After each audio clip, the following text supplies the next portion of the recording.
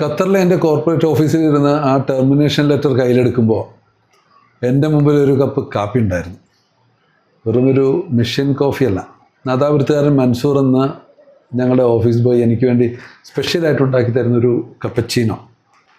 ആ കത്തിൻ്റെ വരികളിലൂടെ എൻ്റെ കണ്ണുകൾ പോകുമ്പോൾ മുമ്പിലിരിക്കുന്ന കാപ്പിയുടെ മുകളിലെ ആ പതുക്കെ താണു പോകുന്നത് ഞാൻ നോക്കിയിരുന്നു. എൻ്റെ 21 വർഷത്തെ കരിയർ ആ പോലൊരൊറ്റ നിമിഷം കൊണ്ട് ഇല്ലാതായി എന്നെനിക്ക് മനസ്സിലായ നിമിഷം.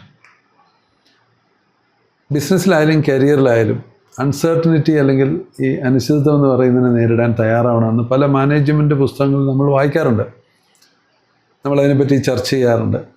പക്ഷേ എല്ലാ പ്രീ പ്ലാനിങ്ങുകളും തകിടം മറിഞ്ഞ് നാളെ രാവിലെ എങ്ങോട്ട് പോകണമെന്ന് അറിയാൻ വയ്യാതെ ഒരു ശൂന്യതയിലേക്ക് വീഴുമ്പോൾ ആ വാചകങ്ങൾക്കൊന്നും നമ്മളെ താങ്ങാൻ കഴിയില്ല.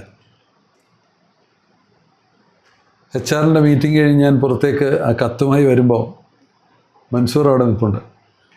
ഞാൻ കാര്യം പറഞ്ഞു, മൻസൂറെ, നാളെ മുതൽ എനിക്ക് നിൻ്റെ കാപ്പി കുടിക്കാൻ പറ്റില്ല, എന്നെ ടെർമിനേറ്റ് ചെയ്തിരിക്കുകയാണ്. അവൻ എന്നെ നോക്കി ഒന്ന് ചിരിച്ചു.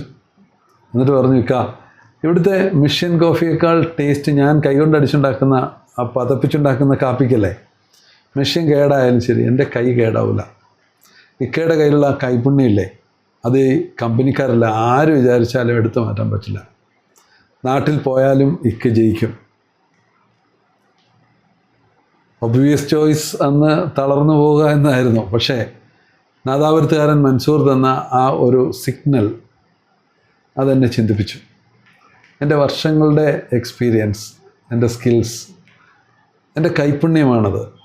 അത് മാറ്റാൻ ഒരു ടെർമിനേഷനും കഴിയില്ല, ഒരു ടെർമിനേഷൻ ലെറ്ററിനും കഴിയില്ല. നാട്ടിൽ വന്നിട്ടിപ്പോൾ 10 വർഷമായി. ഒട്ടും പ്രീ പ്ലാൻ ഇല്ലാതിരുന്നിട്ടും പല പ്രതിസന്ധികളിലും വീഴാൻ ഞാൻ ഇപ്പോഴും ഈ മാർക്കറ്റിൽ ഇങ്ങനെ ഇടിച്ചിടിച്ച് നിൽക്കുന്നത് ഈ ഒരു ചിന്ത മനസ്സിലുള്ളതുകൊണ്ടാണ്. ബിസിനസ്സിൽ പുറമേ നിന്നുള്ള പല നോയ്സുകളും നമ്മൾ കണ്ട് പേടിക്കും.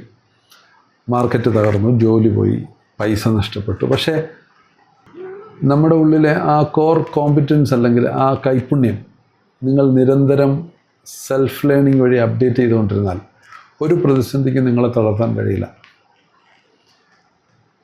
അതിനെയാണ് ബിസിനസ് എക്സിക്യൂഷനിലെ അസറ്റ് ഓഡിറ്റിംഗ് എന്ന് പറയുന്നത്. നമ്മൾ നഷ്ടപ്പെട്ട പൈസയോ ജോലിയോ അല്ല നോക്കേണ്ടത്, നമ്മുടെ ഉള്ളിലെ യഥാർത്ഥ അസറ്റ് എന്താണെന്ന് തിരിച്ചറിയണം.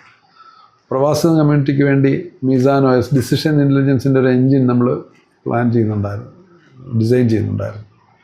നമ്മുടെ മുമ്പിൽ വരുന്ന ഓരോരുത്തരുടെയും സ്കിൽ സെറ്റിനെ മെഷർ ചെയ്യാനും അത് സാധ്യതയുള്ള ബിസിനസ്സുമായിട്ട് കണക്ട് ചെയ്യാനും. അപ്പോൾ ആ ഒരു ബിസിനസ് മെച്യൂരിറ്റി ഓഡിറ്റ് ചെയ്യാൻ വേണ്ടിയിട്ടാണത്. ഞാനതിനെ ഡീറ്റെയിൽ ആയിട്ട് അതിനെ ഒരു പ്രൊഫൈലിങ്ങിൽ ചെയ്യുമ്പോൾ നമ്മൾ ആദ്യം നോക്കുന്നത് ഇക്കാര്യമാണ്.